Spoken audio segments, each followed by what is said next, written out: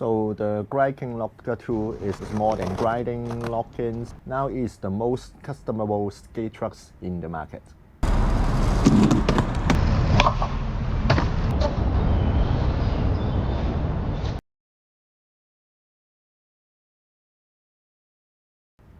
Hi fellow skaters, this is Max. Welcome to Romantic Skate Workshop. This is my review for the Grinding Locker 2. Before we dive into that, I need to mention two additional informations.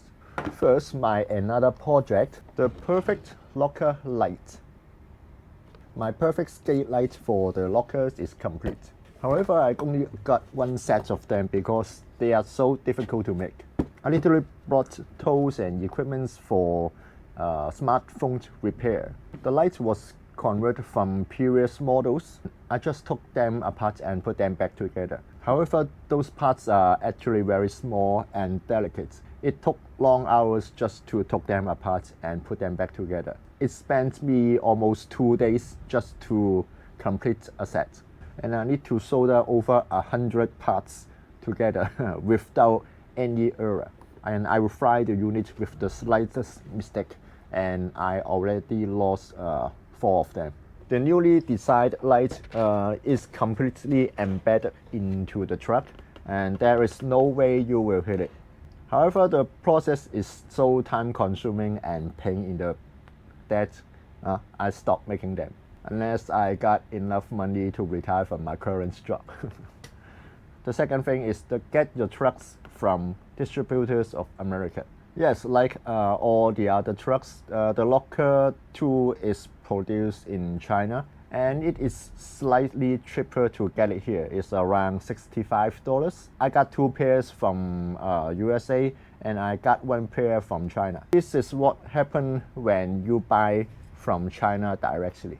Well, $65 is not particularly cheap, even for China. However, the quality control is the biggest failure in my point of view. The polishing guy didn't do a very good job, and the paint job guy failed to notice it, and the assembly guy failed to notice it also, and the packaging guy failed to notice it.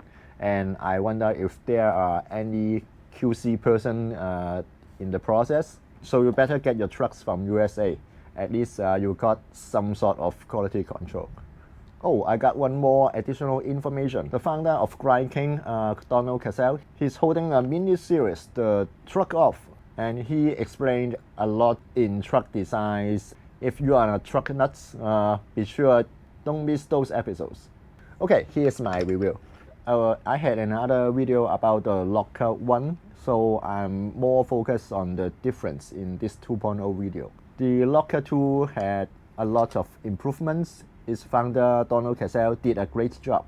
Hearing feedbacks from testers, so he beefed up the base plate, pushing seats of the hanger, shortening the kingpin sleeve, adding bigger size such as 9.25 and 9.5 inches. And the Locker 2 is more turny compared to its previous version.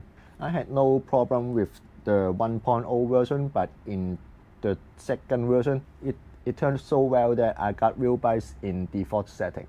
In the 2.0 version, change of the turn rate is less significant even you tighten the kingpins, or even changed to hard bushing. That's due to the change of design at the topmost bushing. In 2.0, the uppermost bushing covered a smaller area that made the middle bushing have more room to deform and move. That increased the freedom for the hanger while turning. It makes the board turn more sharply while sacrificing a little bit of stability. Another improvement is that it comes with new hardness for the tri-cruise bushing system.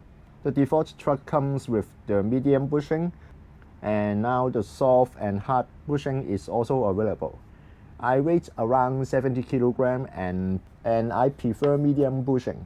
I tried the hard bushing, but I think it's too stiff for me. That I would not recommend hard bushing unless you weigh over 90 kilograms. And also I won't recommend the soft bushing unless you're a little kid. Well, I know some of you guys have a nut problem when installing the trucks. The nut at the innermost hole. Some of your 3/8 sockets may be too big to fit in. You cannot get a very good grab at the truck nut, and the skate toe from Grind King, it did a better job, but it's not a perfect fit either. You need to tilt it a little bit. So my solution towards this problem is I use the skate toe from Endo Skateboard, and it got a special design at the 3/8 socket that you can hold the nut this way, sideways. I find this skate toe is most useful in this situation. And if you have another rear truck, such as Avenue suspension trucks, this skate toe works very well on it also. Currently, I ride these two brands of truck most, the Grind King Lockers and the Slappy. The riding experience of Locker 1 is very good already, so the improved 2.0 version is even better. It's very light in weight and have tons of features. I love the extra holes in the base plate deck, so I can adjust the wheelbase of the deck without drilling new holes or buy an entire new deck. I prefer the top bushing from 1.0 version as I need more stability in my daily commuting. But I also like the nimbleness of the 2.0 version bushing while doing trips.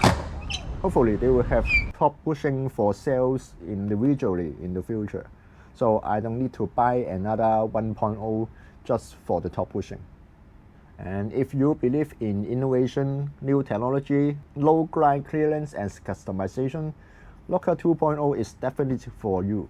This truck got so many parts you can play with, so many variables you can adjust that I believe it will suit most people in most situations. Most importantly, Donald really hear from you and make changes to suit your needs. Too bad Grind King is not as famous, didn't spend as much on advertising and branding as the others.